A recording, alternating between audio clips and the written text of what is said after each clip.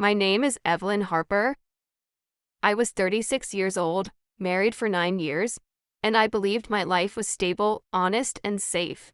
That belief ended on a quiet weekday afternoon during what was supposed to be an ordinary lunch break. I did not come home because I was suspicious. I did not follow my husband or check his messages. I came home because I forgot a folder of documents I needed for a meeting later that day. That small, careless mistake changed the direction of my entire life.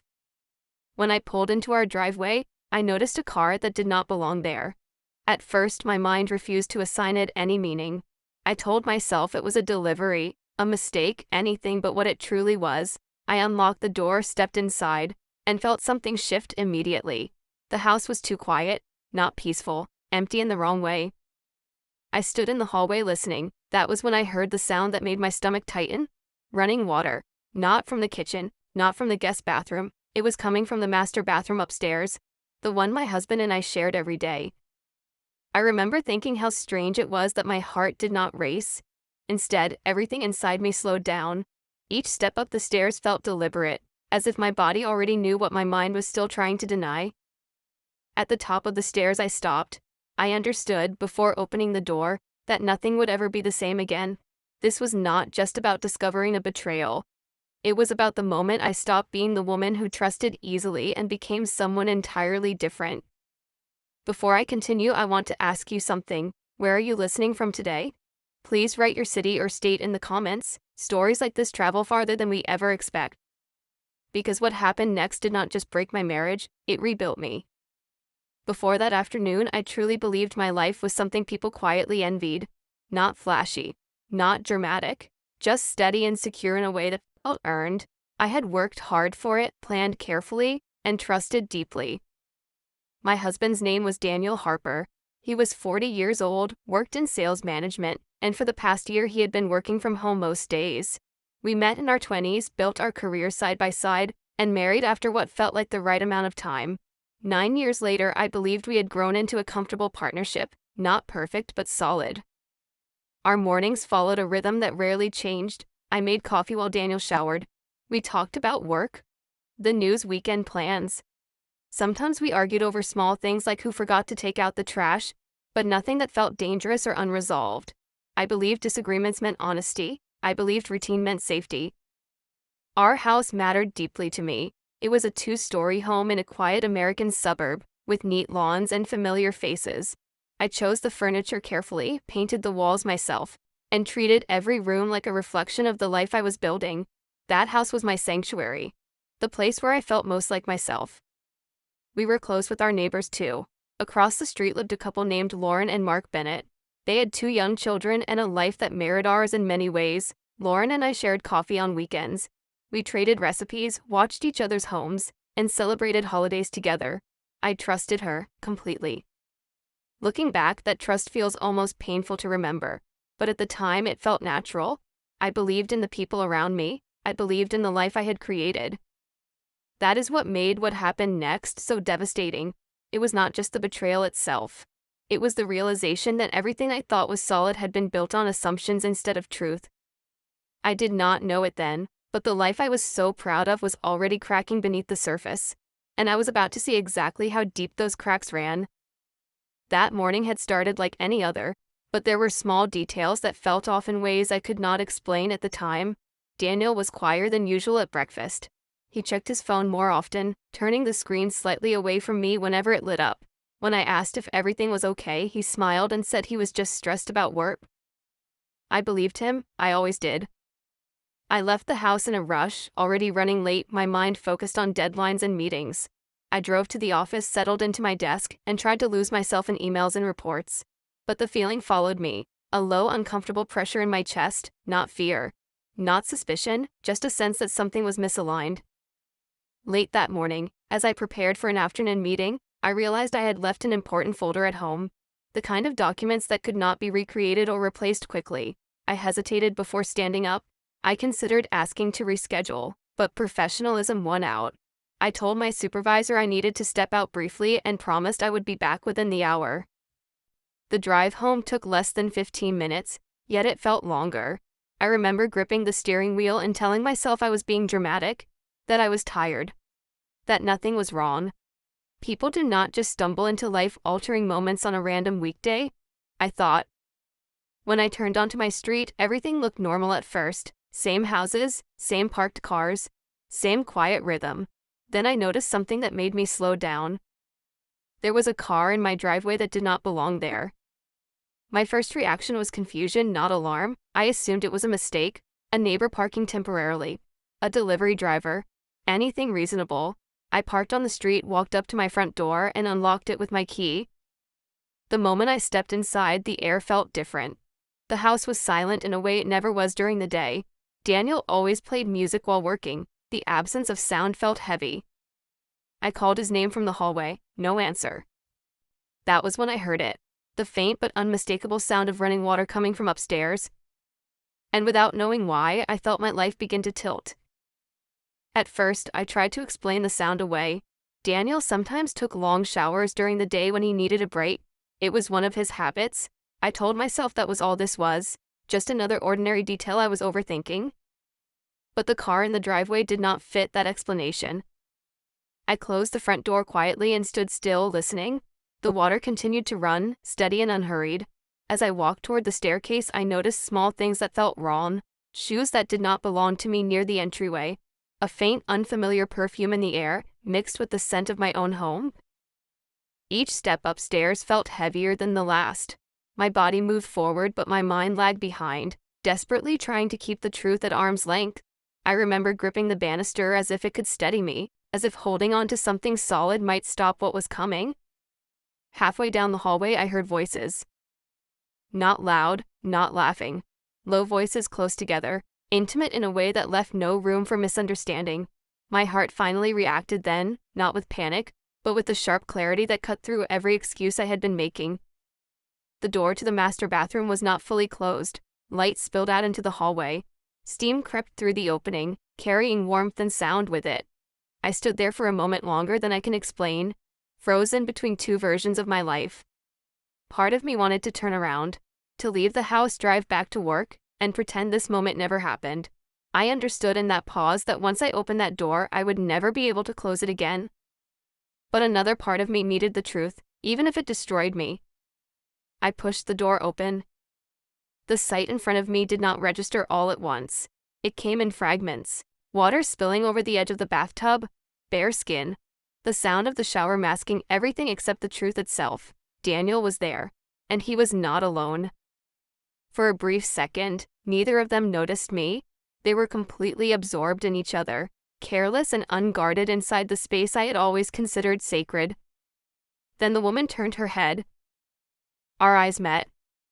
Her expression shifted instantly, from comfort to terror. Daniel followed her gaze and froze when he saw me standing there. No words came out of his mouth, none were necessary. In that moment, something inside me ended. Not my marriage, not my trust. The woman I had been until that second ceased to exist. I did not scream, I did not cry, I did not ask questions or demand explanations. What surprised me most in that moment was how calm I felt. Not calm in a peaceful way, but in a cold, focused way, as if my emotions had stepped aside to let something stronger take control.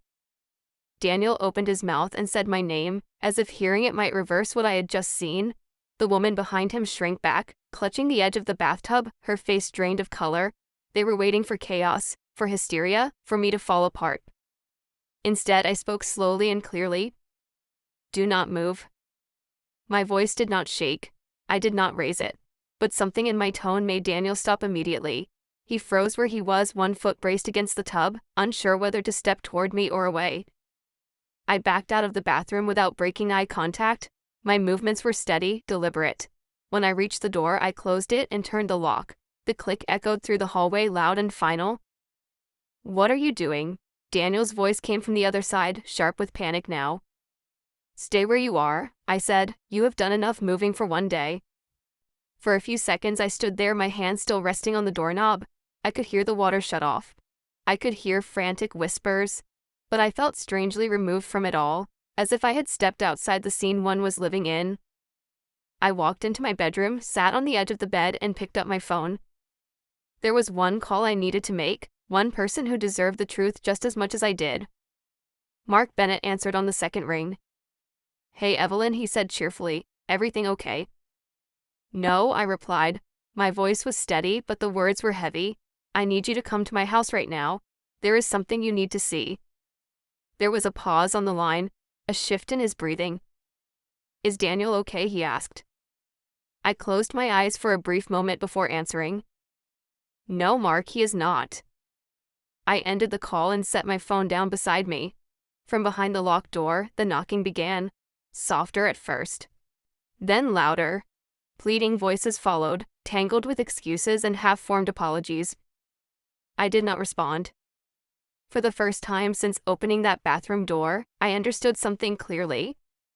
I was no longer reacting. I was deciding. While I waited for Mark to arrive, I stayed seated on the edge of the bed, listening to the sounds coming from the other side of the locked door. The whispers had turned urgent. Daniel's voice rose and fell, pleading, bargaining. Lauren's voice followed, sharp with panic, then soft with fear. They were no longer lovers in control of a secret. They were two people scrambling to survive exposure. That was when I noticed Daniel's phone. He had left it on the nightstand, face up, exactly where he always placed it when he showered. For years, neither of us used passcodes. We called it trust. At that moment, the word felt almost cruel. I picked it up and unlocked the screen. What I found was not a single mistake, it was a history. The messages went back months. Good morning texts filled with affection. Compliments he had not given me in years. Plans carefully scheduled around my work hours. Jokes, laughing emojis. Conversations about me that made my chest tighten. She is so predictable, Lauren had written in one message. She never comes home at lunch. Daniel replied with a smiley face and a comment about how easy it was to manage my schedule. I scrolled, my hand steady even as something deep inside me cracked open. There were photos. Nothing explicit but intimate enough to tell the story clearly. Selfies taken in my house. In my living room. In the guest bathroom. Places I had decorated, cleaned, and loved. Then I saw the messages that changed everything. They were not just planning an affair, they were planning an exit. Daniel had written about divorce strategies, about timing, about making sure I would not take more than the minimum. He mentioned moving money, delaying conversations, waiting until things were arranged properly. Lauren responded with enthusiasm. She talked about finding a new place, about how her children would adjust, about how this was all worth it once they were finally free. Free. I sat there holding the phone, understanding the full scope of the betrayal for the first time. This was not carelessness. This was not weakness, it was calculation. The knocking on the bathroom door grew louder. Daniel called my name again, his voice shaking now. He promised explanations, apologies, counseling. I did not answer. Because the woman sitting on that bed was no longer shocked. She was informed. And that made all the difference. The doorbell rang shortly after. The sound cut cleanly through the tension in the house, grounding everything in reality. Mark had arrived. I stood, took a slow breath, and walked downstairs. When I opened the door, Mark was standing on the porch in his work clothes, concern written across his face. He looked confused, worried, and completely unprepared for what he was about to hear. Evelyn, he said, stepping inside, what is going on? You sounded serious.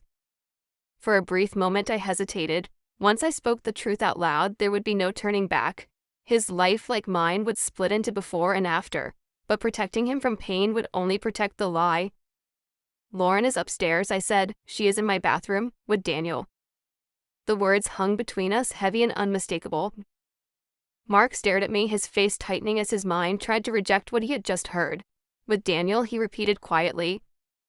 I nodded. I locked them in. He did not shout. He did not move at first. He just stood there, as if his body had forgotten how to function. Then he exhaled slowly and ran a hand over his face. How long? He asked. I handed him Daniel's phone without saying a word. We sat down in the living room, side by side on the couch I had once chosen because it felt warm and welcoming. Mark scrolled through the messages in silence. I watched his shoulders slump, his jaw tighten, his eyes glaze with the same hollow disbelief I had felt less than an hour earlier. This has been going on for months, I said quietly. They planned everything. Mark stopped scrolling and stared at the floor. My kids, he murmured. How do I explain this to my kids? That was when the weight of it truly settled. This was not just about broken trust between adults. It was about families, children, lives built on lies. I leaned forward, resting my elbows on my knees. "We did not do this," I said. "They did." Mark nodded slowly. The shock in his eyes began to shift into something else. Resolve. Pain hardened into clarity. We sat there for another moment, two people bound by the same betrayal, no longer strangers but unwilling allies. Then Mark stood up. "It is time to hear what they have to say," he said. I rose beside him, feeling something unexpected settle in my chest. For the first time since that afternoon began, I did not feel alone. We did not rush upstairs. That was a choice. Power is often quiet, and in that moment, neither of us needed to prove anything. The voices behind the locked bathroom door had changed again. The pleading had turned sharp, edged with blame. Even trapped, they were turning on each other. I picked up my phone and opened the voice recorder. "Before we confront them," Mark said, his voice low and steady, "we make sure this is handled the right way." I nodded. I already understood what he meant. I walked to the bathroom door and knocked once. Not hard, not angry, just enough to be heard. "You can speak now," I said, "but you should choose your words carefully."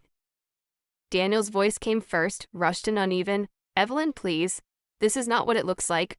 We were just talking and things got out of hand." Lauren interrupted him immediately, her voice tight with fear. "That is not fair. You told me you were already done with the marriage." I met Mark's eyes. He understood instantly. I pressed the record button. "So you were saying this has been going on for a while?" I asked calmly. Silence. Then Daniel spoke again. "We did not plan it like this. We were going to tell you both. We were just waiting for the right time." "The right time?" Mark repeated flatly from beside me. "Yes," Daniel said. "We did not want anyone to get hurt." I felt a slow burn spread through my chest, not rage but certainty. "How long?" I asked.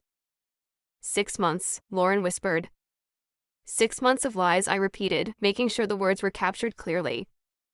From inside the bathroom came the sound of quiet crying. Regret finally had a voice, but it was too late. We stepped away from the door. The truth was no longer hidden. It was documented. Next came the calls. I contacted my attorney first, explaining only the facts, evidence, timelines, recorded admissions. Her response was immediate and focused.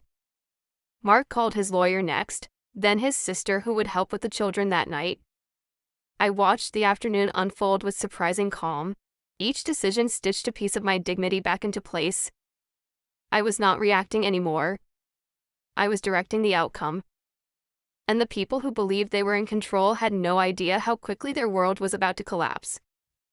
After the calls were made, the house fell into a heavy silence, the kind that comes after decisions, not before them. Mark and I stood at the bottom of the stairs, listening to the muffled sounds behind the bathroom door. No more arguing now, just quiet. The sound of two people realizing the story they were writing had reached its end. I took a breath and felt how different it was from the ones I had taken earlier that day. This one was steady, grounded.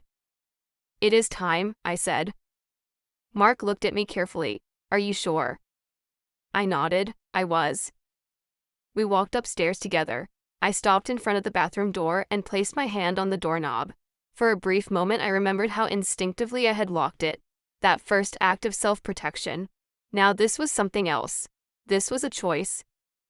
I unlocked the door and stepped back. Daniel came out first, wrapped in a towel, his confidence gone, his eyes red and unfocused. Lauren followed behind him, holding herself together with shaking hands. They looked smaller somehow, exposed in a way that had nothing to do with their lack of clothing. "Do not touch me," I said when Daniel reached out. My voice was calm but final. They froze. "Here's what will happen next," I continued. "You will get dressed and leave this house. Daniel, you will return only once, with a neutral witness, to collect essentials. The locks will be changed tonight." Daniel opened his mouth to argue, then stopped. He had nothing left to say. Mark stepped forward. "Lauren, you will come home well enough to pack a bag. Then you leave. The lawyers will handle the rest." Lauren began to cry. Daniel stared at the floor. I felt no satisfaction, no triumph. Only relief. The illusion was over. And so was my silence. When they finally left the house, the door closing behind them did not sound dramatic. There was no slam, No final shout, just a quiet click like the end of a chapter being sealed. Mark and I stood in the living room for a long moment, surrounded by furniture that suddenly felt like it belonged to different people. "How do you feel?" Mark asked softly. I searched for the answer and realized it surprised me. "I do not feel broken," I said. "I feel awake." He nodded, understanding exactly what I meant. We hugged briefly, not as anything complicated or romantic, but as two people who had survived the same storm. Then he left to face his own hard night, his children, and the conversations that would change his life. I stayed. That evening, I walked through my house slowly, room by room. I opened windows, I changed the sheets. I erased the physical traces of what had happened, not out of denial but out of ownership. This space was mine again. The weeks that followed were not easy, but they were clear. My lawyer confirmed what the evidence had already promised. Daniel's plans to control the divorce collapsed under their own weight. The messages, the recordings, the timeline all spoke louder than any excuses he tried to make later. The settlement was fair, final, clean.